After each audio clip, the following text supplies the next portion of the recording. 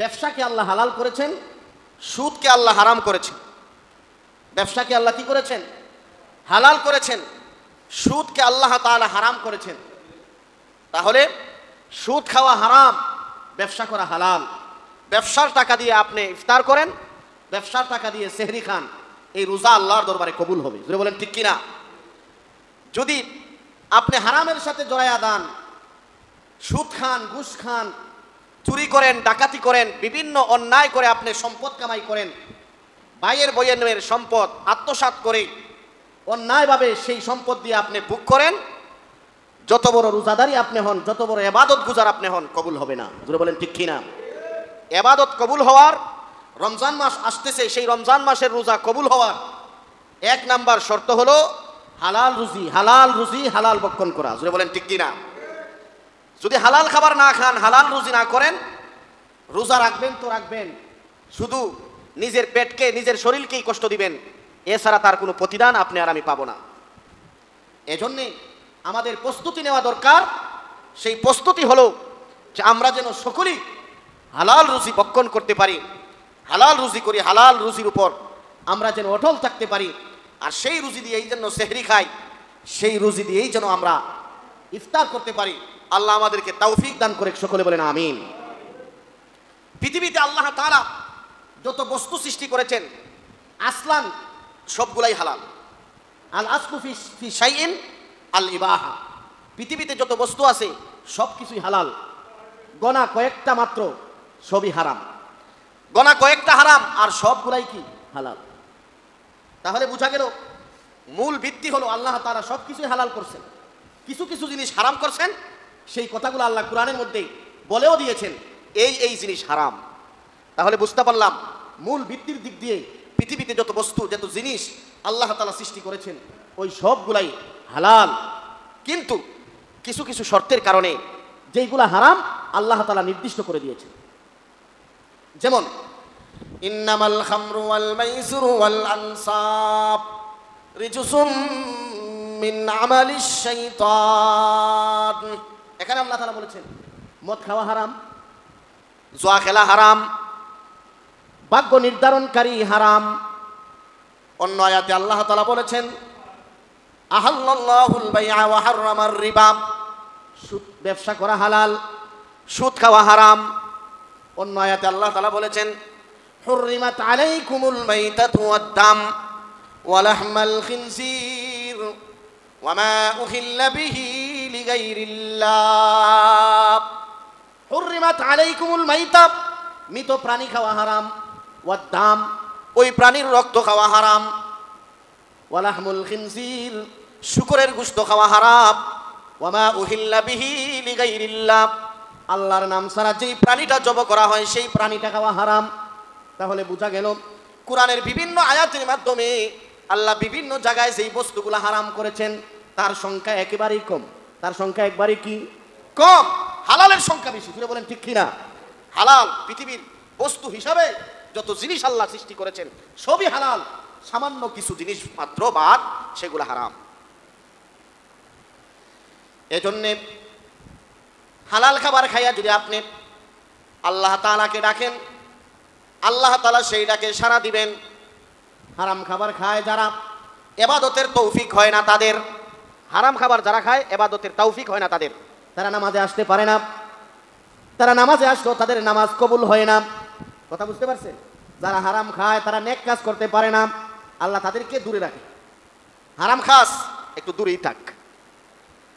হারাম খায় যারা, নেক কাজ করতে পারে না তারা, হারাম খাইয়াও যদি নেক কাজ করে সেই নেক কাজ কবুল হয় না, আকাশে যায় না, জমিনেই থাইকা যায়।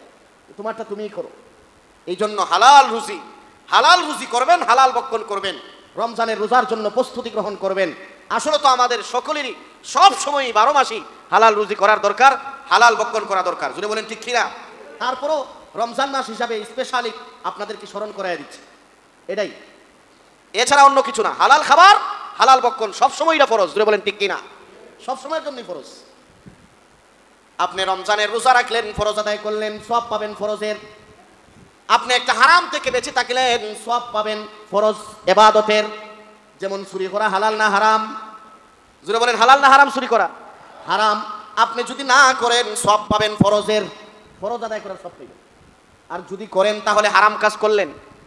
ঠিক তেমনি ভাবে ডাকাতি করা হারাম, আপনি যদি করেন হারাম কাজ করলেন। আর আপনি যদি ডাকাতি থেকে বেঁচে থাকেন ফরজের আমল করলেন, এটা থেকে বাইচা থেকে আপনি ফরজের সব পাইলেন। আপনি যদি জিনা করেন জিনা করা হারাম, জিনা থেকে যদি আপনার আমি বাইচা থাকি তাহলে জিনার ফরজ আদায় করার সব পাইবেন। ঠিক তেমনি ভাবে সুদ খাওয়া হারাম, কিন্তু আল্লাহর ভয়ে আপনি খান না, আপনি ফরজ আদায় করার সব পাবেন, ফরজ আদায় করার সব পাবেন। যেমন নামাজ পড়লে সব পান, ঠিক তেমনি ভাবে গুনার কাজ ছেড়ে দেওয়ার কারণে আপনি সেই পরিমাণ সব পাবেন। জোরে কোন সুবহানাল্লাহ। এগুলা হলো অকাট্য দলিলের দ্বারা ফরজ, অকাট্য দলিলের দ্বারা ফরজ। ফরজ সাবিত করতে হলে, হারাম সাবিত করতে হলে আর দালাইলুল কিতাইয়া লাগে, মজবুত শক্তিশালী দলিল লাগে। মজবুত শক্তিশালী দলিল যদি না হয় তাহলে হারাম সাবিত করা যায় না। আপনাকে কেউ জিজ্ঞাসা করলো এটা হালাল না হারাম, একটা বস্তু দিয়ে বললো হালাল না হারাম, এটা হারাম হওয়ার কোনো সুস্পষ্ট কোনো দলিল নাই, এটা হালাল। জোরে বলেন ঠিক কিনা? এটা হালাল। আল আসলু ফি শাইই আল ইবাহা, মূলগতভাবে আল্লাহ যে বস্তু পৃথিবীতে পাঠাইছেন, নাজিল করেছেন, মানুষের মাঝে আল্লাহ তাআলা বিস্তার করেছেন, সবই হালাল। কিন্তু হারাম যেগুলা, এগুলো আল্লাহ নির্দিষ্ট করে দিয়েছেন। জোরে বলেন ঠিক কিনা? এজন্য আমার ভাইয়েরা, হালাল খাবার বক্ষণ করে হালাল খাবার খাইয়া আল্লাহকে ডাকবেন, রোজা রাখবেন, সেহরি খাবেন, ইফতার করবেন, মুস্তাজাবুদ দাওয়া হয়ে যাবেন। যখনই আল্লাহর কাছে চাইবেন তখনই আল্লাহ তাআলা আপনার দোয়া কবুল করবে। এই জন্য আল্লাহ রাসূল বলেন, লা ইয়াদখুলুল জান্নাতা জাসাদুন কুদিয়া বিল হারাম।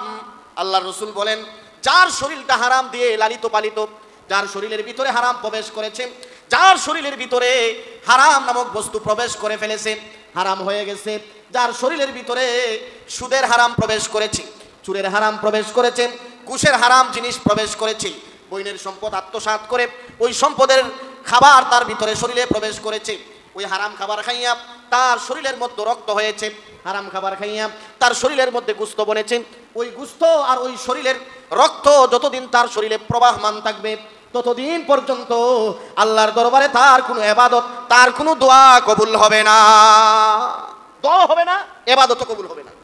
এই জন্যে আমাদের হালালের প্রতি গুরুত্ব দেওয়া দরকার। যাই হোক আমার ভাইয়েরা, এরকম ভাবে আবু বকর সিদ্দিক একজন সাহাবী ছিলেন, সকলেই জানেন। সাহাবীদের মধ্যে সর্বশ্রেষ্ঠ সাহাবী যিনি, তিনি হলেন আবু বকর সিদ্দিক। সাহাবীদের মধ্যে সবচাইতে মর্যাদাবান, সবচাইতে সর্বোচ্চ স্থানে প্রথম খলিফাতুল মুসলিমিন যিনি, তিনি হলেন আবু বকর সিদ্দিক। হেরা গুহার সাথী যিনি, তিনি হলেন আবু বকর সিদ্দিক। আল্লাহ রসুলের বন্ধু যিনি, তিনি হলেন আবু বকর সিদ্দিক। প্রথম খলিফা যিনি, তিনি হলেন আবু বকর সিদ্দিক। সে আবু বকর সিদ্দিক একবার হঠাৎ করে তার খাদেম একটা খাবার নিয়ে আসছে, রুটি গুস্ত নিয়ে আসছে। তিনি প্রত্যেক দিন খাবার খাওয়ার আগে জিজ্ঞাসা করেন যে এই খাবারটা তুমি কোথা থেকে এনেছো, এই খাবারের তাহকিক করেন, তার তথ্য নেন, এই খাবারটা তুমি কোথা থেকে আনছো, কিভাবে আনছো, তারপরে তিনি সেগুলা বক্ষণ করেন। হঠাৎ করে একদিন তিনি খিদা খুব বেশি, খাদেমে খাবার দিছে, আর ওই খাবার তিনি আর তথ্য নিতে ভুলে গেছেন যে ওই খাবারটা কোথা থেকে তিনি এনেছেন। আবু বকর সিদ্দিকের সামনে যখন দিল, তিনি আবু বকর সিদ্দিক ওই খাবারটা খেয়ে ফেললেন। খাওয়ার সাথে সাথে খাদেম ডাকদা বলতেছে, ও আমিরুল মুমিনিন, প্রত্যেক বেলা যখন আপনাকে খাবার দেই, প্রত্যেক বেলা সব সময় আপনি জিজ্ঞাসা করেন এই খাবারটা কিভাবে তুমি কামাই করেছো, এই খাবারটা কিভাবে তুমি আমার সামনে পেশ করেছো, হালাল না হারাম তথ্য নেন। কিন্তু আজকে তো আপনি কোনো তথ্য নিলেন না। আবু বকর সিদ্দিক বলেন, আজকে ফেডের মধ্যে খিদা ছিল খুব বেশি, তথ্য নেওয়ার আর সময় পাই নাই, বলো দেখি কি সমস্যা। এমনিতেই খাদেম বলতেছে, আমি যখন বেঈমান ছিলাম, আমি যখন ইহুদি ছিলাম, আমার ভিতরে যখন ঈমান ছিল না, তখন সময় আমি জার ফুক করতাম, জার ফুক, বিভিন্ন ধরনের মন্ত্র দিয়া জার ফুক করতাম, আর জার ফুক করলে মানুষ আমাকে কিছু বিনিময় দিত। আমি একদিন এক ইহুদির বাড়িতে গেলাম, যখন বেঈমান ছিলাম, ইহুদিদের বাড়িতে যাওয়ার পরে সে আমাকে বলতেছে, তুমি আমাকে একটু জায়গা দাও, আমি সুস্থ হলে তোমাকে বিনিময় দিব। আমি তাকে যখন জার ফুক করলাম, সে সুস্থ হয়ে গেল। সুস্থ হয়ে যাওয়ার পরে সে আমাকে বলতেছে, আজকে তো আমার কাছে তোমার পারিশ্রমিক দেওয়ার মতো কোনো টাকা পয়সা হাদিয়া আমার কাছে নেই, কিছুদিন পরে তোমাকে আমি সেটা দিয়ে দিব। এর ভিতরেই আমি ইসলাম গ্রহণ করলাম, আর আমি আপনার খাদেম হয়ে গেলাম। পরবর্তীতে যখন আপনার সাথে থাকার পরে অনেক দিন পরে তার সাথে আমার সাক্ষাৎ, হঠাৎ করে সে আমাকে ডাক দিল, দিয়ে বলতেছে ভাই আপনি তো আমার কাছে একটা পাওনা আছেন, সেই পাওনাটা হলো আমাকে জেরেছিলেন, আমাকে জারপুক করেছিলেন, মন্ত্রস্ত্র দিয়ে আমি সুস্থ হয়ে গিয়েছিলাম, আজকে আপনার প্রতিদানটা আমি দিয়ে দিব। সে এই বলে তার বাসায় নিয়ে কিছু রুটি আর কিছু গুস্ত আমার হাতে তুলে দিয়েছে, যাও এটা তুমি সুন্দরভাবে পেট ভরে আত্মতৃপ্তি করে তুমি খেয়ে ফেলো। আর আমি আপনাকে মহব্বত করে ভালোবেসে আমি নিজে না খেয়ে আপনার জন্য খাবারটা নিয়ে এসেছি। এরকম মহব্বত মানুষ করে কি করে না? আলেম ওলামাদেরকে করে, আল্লাহ ওয়ালাদেরকে করে, নিজে না খায় অনেক সময় তাদেরকে ভালো খাওয়ায়। জুড়ে বলেন ঠিক কিনা? ভালো মানুষদেরকে ভালো খাওয়ানোর চেষ্টা করে, ভালো একটা খাবার দেওয়ার জন্য সবাই চেষ্টা করে। এই জন্য আমার ভাইয়েরা, আবু বকর সিদ্দিকের খাদেম সেই দিন না খেয়ে নিজের খাবারটা তার উস্তাদের জন্যে, আল্লাহর নবী সাহাবীর জন্য হাদিয়া নিয়ে আসলেন। আল্লাহর নবীর সাহাবী যখন এই কথা শুনলেন, শোনার সাথে সাথে জিজ্ঞাসা করলেন, তুমি কেন আমাকে আগে বললে না? আবু বকর যখন এই কথা বললেন, আমাকে কেন তুমি আগে বললে না? ওই খাদেম ডাকদা বলতেছে, আমি তো জানি আপনি আমাকে জিজ্ঞাসা করবেন, কারণ কোনো খাবারই আপনি তাহকিক ছাড়া জিজ্ঞাসা না করে খান না। আজকে খেয়ে ফেললেন, তাহলে এখন কি করা চায়? এটা তো হারাম হওয়ার কথা না, এটা তো আমার পারিশ্রমিক। আবু বকর সিদ্দিক বলেন, তুমি যখন পারিশ্রমিক নিতেছিলে তুমি ছিলে বেঈমান, কিন্তু এখন তুমি মুসলমান হয়ে গেছো। তুমি যেই জিনিস দিয়া তাকে জারফুজ করেছিলে সেটা হলো তন্ত্র আর মন্ত্র। কোরআনের আয়াত ছিল না, কোরআনের আয়াত ছিল না, হাদিস ছিল না, কোরআনের কোনো সূরা ছিল না। তন্ত্র মন্ত্র দিয়ে তুমি জারফুক করেছিলে, আল্লাহর উপর বিশ্বাস নিয়ে তুমি জারফুক করো নাই। এই জন্য তোমার যে প্রতিদান, সেই প্রতিদানটা তোমার হালাল না হারাম। এই জন্য আবু বকর সিদ্দিক বললেন, আমার জন্য একটু পানি নিয়ে আসো। একটু পানি আনলো, ওই সাহাবী পেট ভরে পানি পান করলেন। দুইটা আঙ্গুল ওনার পেটের মুখের ভিতরে ঢুকাইয়া দিলেন।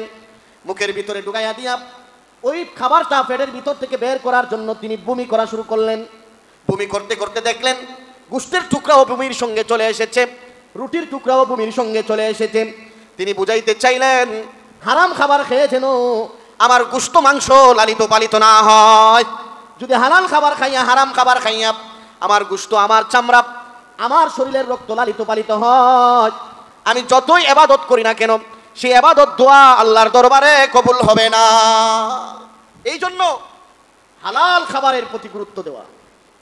আর যদি হালাল খাবার না খান তাহলে আপনারা মুসিবতে পড়ে যাবেন।